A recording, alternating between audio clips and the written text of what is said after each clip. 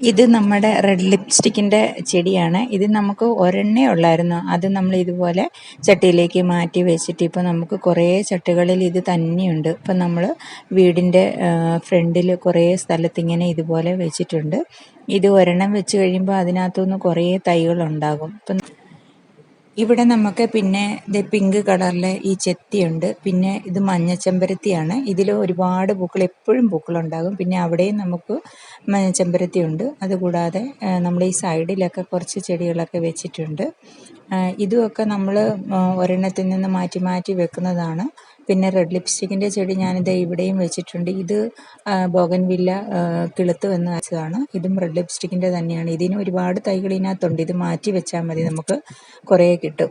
ഇപ്പോൾ കടകളിലൊക്കെ വാങ്ങിക്കാൻ 150 രൂപയൊക്കെയാണ്. പിന്നെ ഇവിടെ ഞാനിങ്ങനെ 3 ലെയറായിട്ടാണ് ചെടികൾ വെച്ചേക്കുന്നത്. ഇതിനകത്ത് ഇതുപോലെ കുറേ ചെടികളുണ്ട്. ഇതിൻ്റെയൊന്നും പേരൊന്നും അറിയത്തില്ല.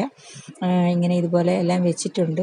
പെട്ടെന്ന് തന്നെ ഇവിടെ പുല്ലൊക്കെ കിളുക്കും. പിന്നെ അതെല്ലാം പെട്ടെന്ന് പറിച്ച് ഇതുപോലെ വൃത്തിയാക്കി വെച്ചേക്കാണ്. പിന്നെ ഇത് ലില്ലിയാണ്, വെള്ള കളറിലെ ലില്ലിയുടെ ചെടിയാണ്. അതിന് കിഴങ്ങാണ് ഉള്ളത്. കുറച്ചാകുമ്പോൾ ഇലയൊക്കെ പോയിട്ട് പിന്നെ അത് വീണ്ടും അത് കിളുത്ത് വരും.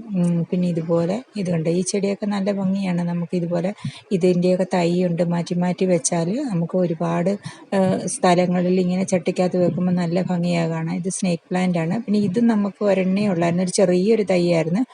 അതും ഇപ്പം ദേ ഇതുപോലെ കുറേ ഉണ്ടായിട്ടുണ്ട്. ഇത് ഞാൻ 3 ചട്ടിക്കകത്ത് ഇതുപോലെ മാറ്റി മാറ്റി വെച്ചിട്ടുണ്ട്. ഇതിനകത്ത് ഇനിയും തൈകളുണ്ട് മാറ്റി വെക്കാൻ. ഇതും സ്നേക്ക് പ്ലാന്റ് ആണ്. ഇതുപോലെ ബുഷിയായിട്ട് നിൽക്കുന്ന ഒരു ചെടിയാണ്. ഇതൊരു ബോഗൻവില്ലയാണ്, പിങ്ക് കളറിലെ. ഇങ്ങനെ കുറച്ച് ചെടികൾ. ഇതൊരു ഇലച്ചെടിയാണ്. ഇത് നല്ല ഭംഗിയാണ് കാണാനായിട്ട്, നമുക്ക് ബുഷിയായിട്ടൊക്കെ നിർത്താനായിട്ട്. ഇതും ഒരു വള്ളിച്ചെടി. ഇത് നമുക്ക് കിണറ്റിലൊക്കെ ഉണ്ടാകുന്ന ഒരു ചെടിയാണ്. അത് തനിയെ അതിനകത്ത് കിളുത്ത് വന്നതാണ്. അപ്പം ഇങ്ങനെ കുറച്ചാണ് ഉള്ളത്. ഇനി വേറെ അപ്പുറത്തെ സൈഡിൽ നമുക്ക് കുറച്ച് ചെടികളുണ്ട്. അത് പിന്നെ കാണിച്ചു തരാം.